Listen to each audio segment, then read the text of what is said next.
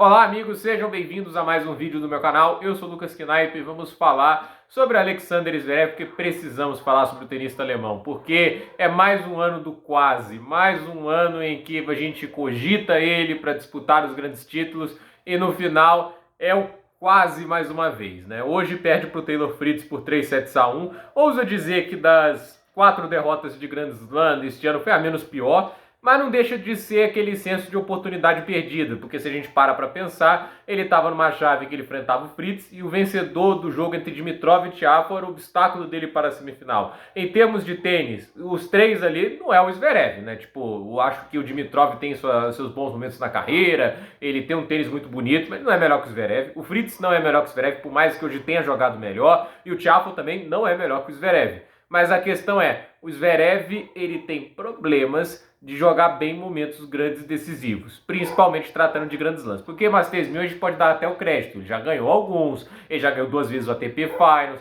ele tem vitórias muito grandes e melhores de 3, já ganhou de Djokovic, já ganhou de Rafael Nadal, entende? Já ganhou de Roger Federer também, então assim, já ganhou de todos os membros do Big Three, ele tem medalha de ouro, então assim, a carreira do Zverev não é de se jogar fora, 2 títulos de ATP Finals, acho que são 6 Masters 1000 e medalha de ouro, longe de ser ruim essa carreira, mas é aquele negócio, né? Ganhou tudo isso, por que não ganhou o Grand Slam até agora? Porque em termos de tênis, não acho que exista algo que falte ao Zverev. Eu não acho que os problemas do jogo dele são tão crônicos ou problemáticos, por exemplo, como é o do Tsitsipas com o backhand. A gente vê que o Tsitsipas sofre com o backhand quase em qualquer partida, entende? Não importa quem ele está enfrentando, o backhand sempre acaba sendo um problema para o jogo. O forehand do Zverev, que é o ponto fraco para muita gente, ele funciona às vezes, ele consegue bater bem com o forehand. A questão é que ele não tem convicção e ele oscila muito o ponto de contato, mas quando ele acerta o ponto de contato, ele é capaz de acelerar, ele é capaz de fazer winners, ele é muito menos problemático nesse lado do jogo. E eu acredito que os pontos fortes do Zverev são extraordinários, ele saca muito bem, ele devolve bem, ele tem um backhand maravilhoso, para mim o melhor da atualidade é o dele, ele se movimenta bem, ele tem boa antecipação também dos golpes, ele é um cara que se sustenta bem em trocas de bola, se defende bem, bate bem em movimento.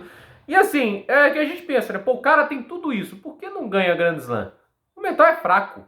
Eu não tenho outra palavra, eu não posso falar é irregular, coisa. É fraco é uma palavra forte, mas é o que cabe ao Alexander Zverev nesse aspecto, porque talento não é tudo. Não falta jogador talentoso no futebol que não vingou, que não chegou aonde a gente imaginava. A gente fala, por exemplo, o Chelsea contratou 2 talentos desacreditados, o João Félix e o Jadon Sancho, né? Se a gente vê o que esses caras faziam no auge, com menos de 20 anos de idade, você pensa, o que esses caras não vão se tornar quando chegar a 23, 24 anos, 25? A gente pode estar vendo a nova versão ou algo próximo do que o Messi e o Cristiano Ronaldo fazia. Olha onde eles pararam, gente. Olha o que aconteceu com a carreira deles, ainda tem tempo de se recuperar, sim, mas hoje as pessoas não acreditam mais nele. E o talento ainda está lá. Mas não é só talento. É muito também de cabeça, entende? Né? E assim, nem acho que é de escolha de jogadas. Não acho que o Zverev ele é taticamente pobre. Eu não vejo isso no Zverev. Para mim o problema é, ele é um cara que hesita no momento grande. Ele sente o momento grande. E hoje, para mim, é a prova cabal disso, porque o Fritz sentiu. O Fritz, a gente tem que parar para pensar. O Zverev já teve em semifinais de Grand Slam muito mais vezes que o Fritz. Esse ano sozinho já foram 2. Ele teve pelo menos em Roland Garros, onde vence o Ruud, e lá na Australian Open, que a gente vai voltar a falar disso aí, porque essa semifinal a gente sabe o que aconteceu lá, mas já teve em 2, né? Já passou das quartas de final de Grand Slam um monte de vezes. Agora, chega ali o Fritz, é a primeira vez que ele está próximo de passar para semifinais de Grand Slam. Ele erra os saques, né, o primeiro. Coloca o segundo em quadra. O primeiro ponto ele dá para o Zverev. Mas o segundo ali, em vez de jogar a responsabilidade, ele joga o backhand no meio da rede. Aí quando ele tá sacando ali no 3-6 do tie-break do 4-7, é a hora de você ganhar esses pontos, né? E o Fritz, ele joga a responsabilidade pro Zverev. Vai lá ganhar o ponto. Ele não arrisca. Ele tava arriscando o jogo todo. Maltratando o forehand do Zverev. Ele tava jogando baita tênis. Mas no match point ele tava com medo. E o Zverev erra. Entende? A bola que ele faz é totalmente sem cabimento. Ele tentou uma bola vencedora no tempo errado e errou. E tentou com o pior golpe dele, que é o forehand, que é bom. Eu sei que tem bons momentos, né? Mas não era a hora, né? Tipo, joga o cara pra decidir também, né? Tipo, e não soube jogar o jogo naquele momento. Aí que o Djokovic se destaca, né? O cara sabe jogar pressão pro adversário. Você vê como é difícil fechar um jogo contra o Djokovic, como é difícil fechar um jogo contra o Medvedev. Eu acho que isso é um bom paralelo. Não vou comparar o cara contra o Djokovic, Nadal e Federer, porque é sempre covardia comparar com os três. Mas olha o Medvedev, olha como o cara vende as derrotas dele, né? Você vê as derrotas dele, o cara tá lá o tempo todo, jogando a responsabilidade, o jogo é duro, complicado. Olha a comparação, tipo, quando ele leva aquela virada do Sinner, tem muito do físico. Mas olha o quanto o cara tá lutando, olha o quanto o cara ainda consegue, de alguma forma, complicar a vida do adversário, como não larga o osso, como dificulta a vida, como joga a pressão. E é por isso que o Medvedev tem 6 finais de Grand Slam e o Zverev tem 2. É por isso que ele já foi campeão de Grand Slam, porque o cara, ele não tá ali com medo do grande momento, ele sabe o que ele tem que fazer. E o Zverev olha para o que foi o Australian Open, 2-0, teve as chances, não aproveitou, não teve a coragem no momento decisivo, e aí leva uma virada, depois está 2-0 acima, contra o Alcaraz, gente, tava 2-1, 2-1, jogando melhor, o Alcaraz tinha jogado um péssimo final de terceiro set, era tudo que ele pedia, um monte de games seguidos. E o cara leva um 6-1 no 4-7.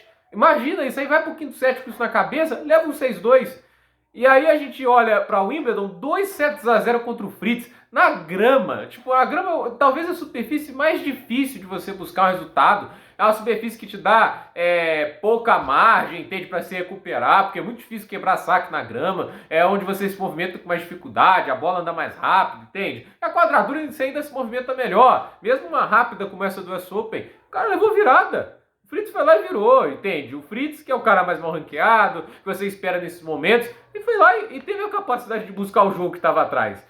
E aí, agora nesse US Open, teve o breakpoint no terceiro set, joga na rede. O set point contra lá, não, o breakpoint jogou pra fora, profundidade. Quem joga fora na rede é o set point, né? E aí no tie break é isso, né? Tipo, dá 2 pontos pro Fritz ganhar o jogo. Os últimos 2 pontos do Fritz no jogo são erros não forçados. Que, assim, não eram bolas tão difíceis, mas ele tornou difícil. Então, assim, mentalmente, é muito impressionante isso, gente. 4 Grand Slams. 4 Grand Slams que ele tem chances boas de conseguir resultados melhores em todas as partidas e ele cai.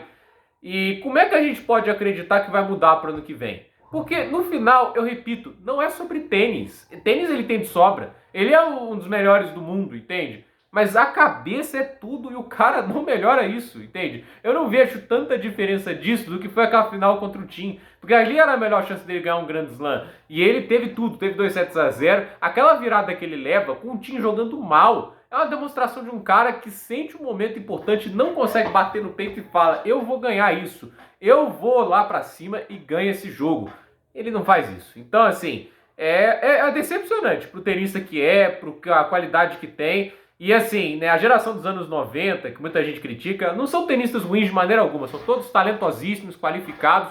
Para mim são melhores tenistas do que aqueles humanos que se tinha em 2010 ali, 2000, né? Tipo, para mim, Medvedev e Zverev, o Tsitsipas e o Thiem, são tenistas melhores do que Nikolai Davydenko, são melhores, por exemplo, que Davi Ferrer, Thomas Berdych, com todo o respeito que eu tenho para esses jogadores. Você pode talvez até fazer umas comparações, por exemplo, com Del Potro, o Cilic, o Wawrinka também, né? O Murray tá acima, eu acho que o Murray tá acima. O Wawrinka, que negócio, que ganhou 3 Grand Slams, conta muito, né? Mas é que só tem um Masters 1000, né? Ele sempre foi melhor em Grand Slam do que em melhor de 3, né? Mas, por exemplo, o Cilic tem um Grand Slam, legal, jogou pra caramba aquele US Open, mas só tem um Masters 1000 na carreira, não é uma carreira tão regular de destaque, ele não ficou tanto tempo no top 10, por exemplo, quanto um Ferrer da vida. Então, assim, eu olho pra esse tipo de situação e penso, são tenistas maravilhosos em termos de habilidade. O Medvedev é um tenista extraordinário, o Zverev é um tenista extraordinário, mas sempre falta alguma coisa, né? Pro Medvedev menos, porque, como eu disse, ele já tem um Grand Slam dele, ele já tem a carreira dele, já foi número 1, mas o Zverev ainda falta, e eu acho que tá tudo aqui. A cabeça dele. Ele talvez tenha mais habilidade que o Medvedev. O Medvedev é muito maior aqui dentro e o tênis é uma fusão dos dois. E quando você não tem um equilíbrio bom entre os dois, dificilmente você vai conquistar os grandes objetivos. Então, gente, por esse vídeo é isso. Dúvida nos comentários, deixe seu like, se inscreva no canal, compartilhe esse vídeo e até o próximo vídeo.